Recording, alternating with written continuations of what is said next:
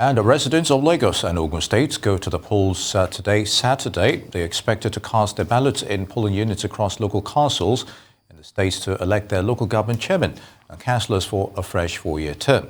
In Lagos State, the polls opened across the 20 local government areas and 37 local development areas of the state. Meanwhile, in Ogun State, 12 political parties will do the battle for council chairmanship or councillorship in the 236 wards in the 20 local government areas of the state. Ahead of the elections, restrictions of movement was announced in both states, and an additional 25,000 policemen were deployed in Lagos State to beef up security there. And of course, Rice correspondents on the ground monitoring the election proceedings.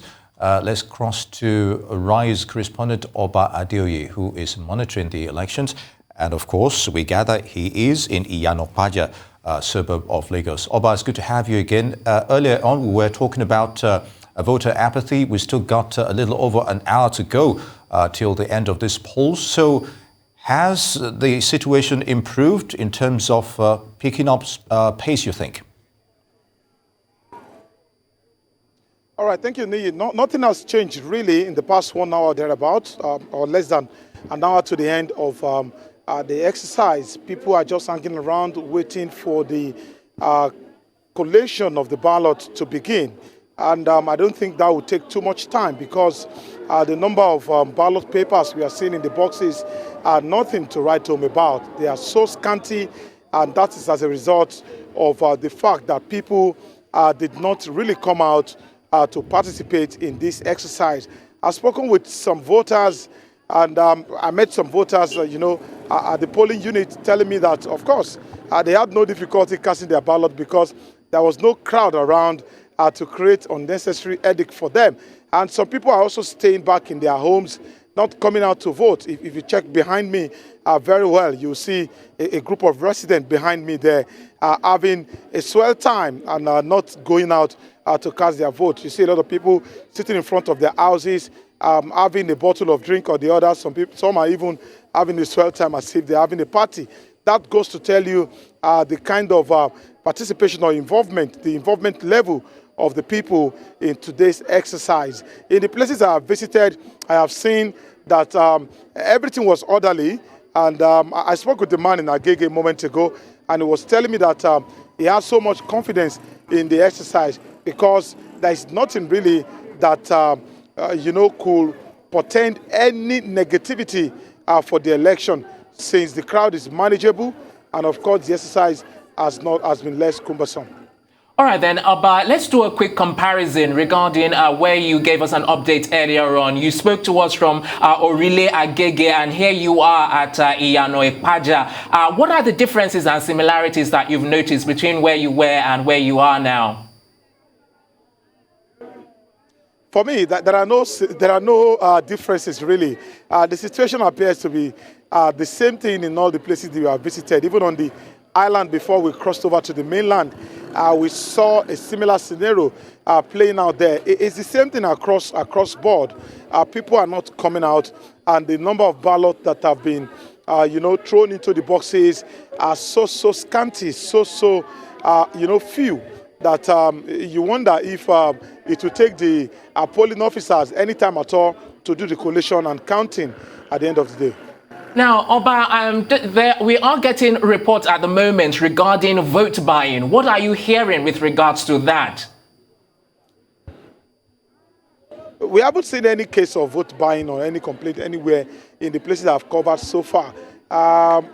For me, since there's no crowd, maybe that's why we've not been able to see one. But I really have not come across any situation of vote buying in the places that I've covered. And, talking to the people, everybody is cool, everybody is calm in their respective polling units, expecting the collation to start any moment from now, and the result announced at the end of the day. Very good, Oba. Now, in terms of security, can you give us a sense of what's on ground at the moment? And it's a two-pronged question. Regarding LASIEC, do you think they have enough materials to have covered the elections where you've been so far?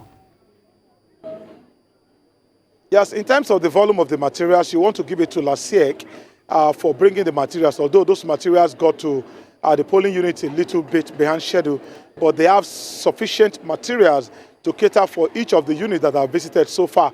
And in terms of security, the security operatives are on ground and are fully kitted and, vigilant in their environment.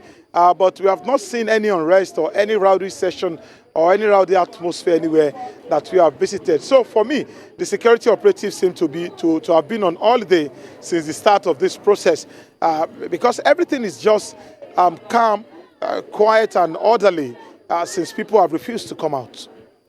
Right. Have you had a chance to speak to any party agents? Because I know earlier on you did say that you spoke to some of the voters. Well, have you spoken to party agents who are monitoring what events are like? And also, it's a double-barrel question as well regarding last year. One of the things that they said they were going to do during the voting process was that they were going to render assistance to disabled persons and pregnant women. Have you noticed any such persons voting, and have they been given preference by any chance? Okay, let me start from the second question. We've not really seen, physically disadvantaged people coming out to vote, really. But even if and when they come, the environment is so open, that they may not even need any serious help whatsoever. The place is not crowded. If you are in a wheelchair, for an instance, accessing the polling unit shouldn't be a problem for you. And the first question, you raised issue about, you raised an issue before you raised the issue about the physically challenged people. Can you bring that on again?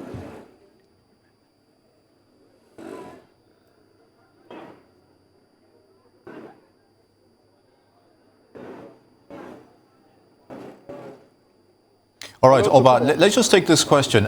Comparing, still on the issue of voter apathy, previous elections regarding local government polls from the ones you might have covered in the past and this one, do you think anything has changed, and why is it so persistent?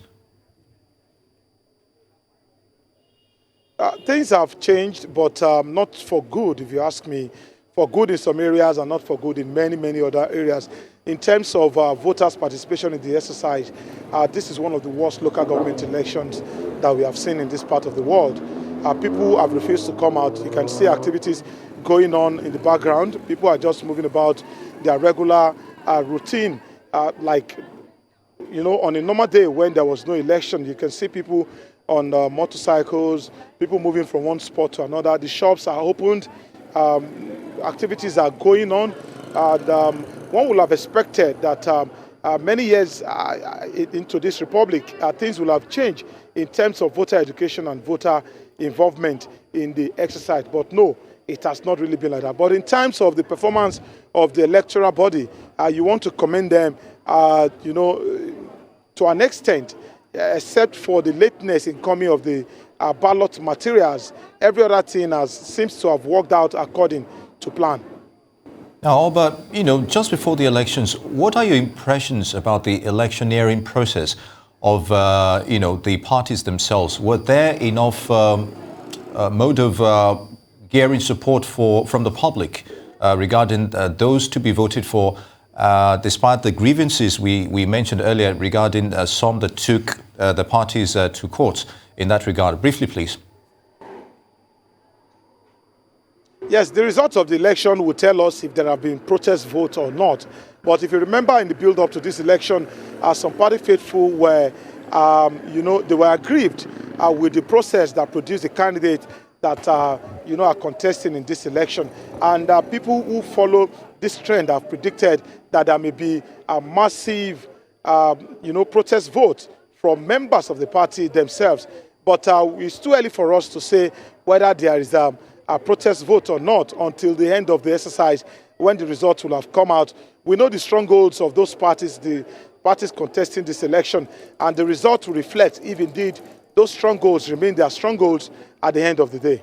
Indeed, interesting scenario. Oba Adeoye, many thanks for the update where you are, and of course you'll keep us in check regarding that. Of course, we still have Tokunbo Oyetunji who's also covering on the mainland, I believe. Tokumbo, it's good to have you with us again. So from the last time we spoke regarding the level of participation from the public, what has changed?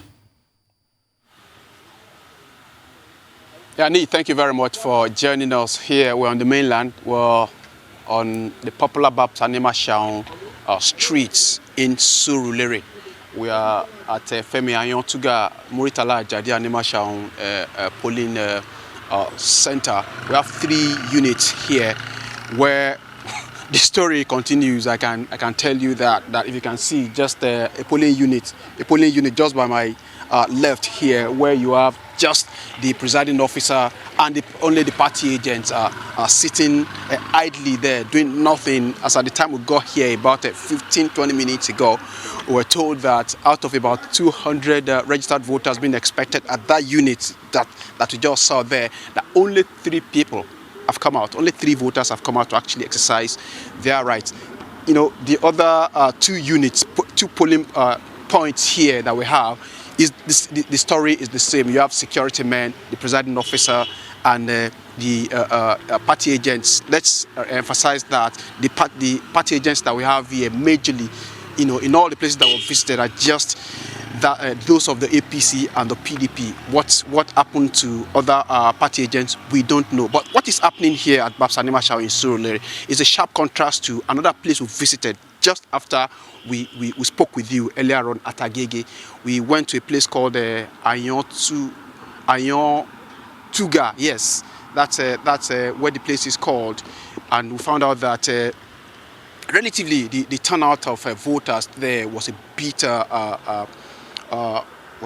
would you say impressive somehow than what we had seen in other places. At least about 792 voters were being expected at that particular polling unit, and as at the time that we got there, about 12:45 or so, about close to 80 voters had come out.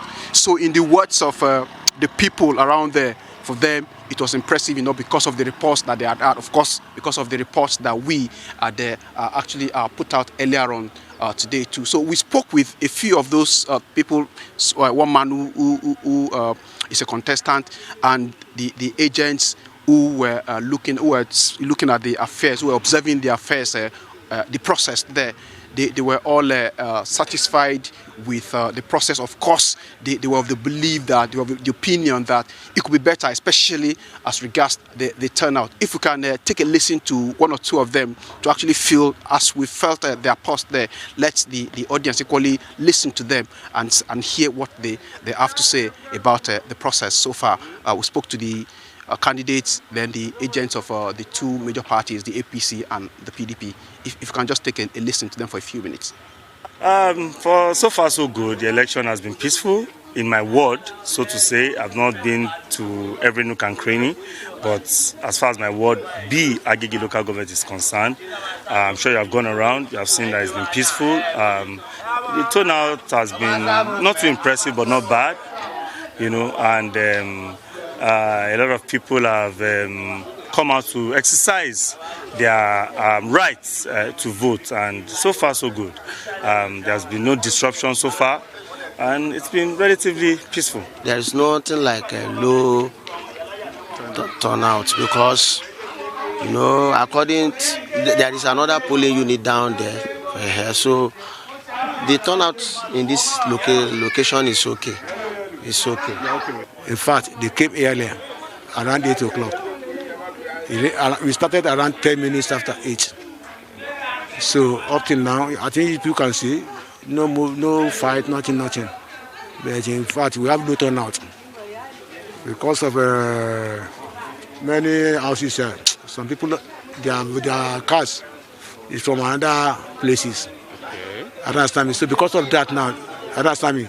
They can't vote here except they can get a new the transfer of their voters card.